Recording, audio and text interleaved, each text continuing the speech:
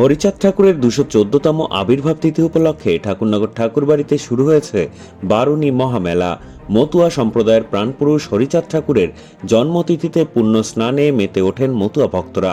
ঠাকুরনগর ঠাকুরবাড়িতে এবছরও দূর দূরান্ত থেকে মতুয়া ভক্তরা এসে কামনা সাগরে পুণ্য স্নান করেন। প্রতি বছর হরিচাঁদ ঠাকুরের জন্মতিথি মধুকৃষ্ণ ত্রয়োদশীতে পুণ্য স্নানের মাধ্যমে এই মেলা শুরু হয়।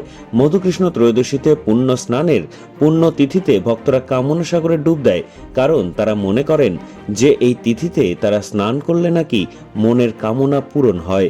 এ রাজ্যের বিভিন্ন জেলা থেকে শুরু করে ভিন রাজ্য তথা ভিন দেশের ভক্তরাও এসেছেন ঠাকুরবাড়িতে।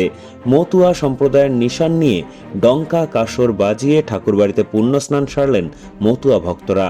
আর এবছর কয়েক লক্ষ মানুষের সমাগম হয়েছে ঠাকুরনগর ঠাকুরবাড়িতে। ঠাকুরবাড়ি সংলগ্ন মাঠে চলছে মহামেলা। প্রসঙ্গত 1897 সাল নাগাদ বাংলাদেশের ওরাকান্দিতে এই মেলার সূচনা হয়।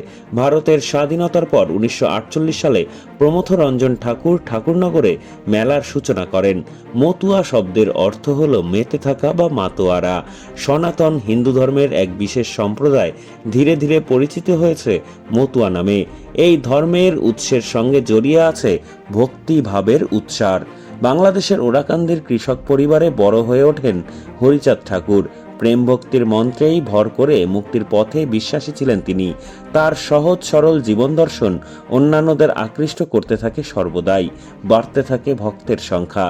মতুয়ারা হিন্দু ও বৈষ্ণব ধর্মের অনুসরণকারী।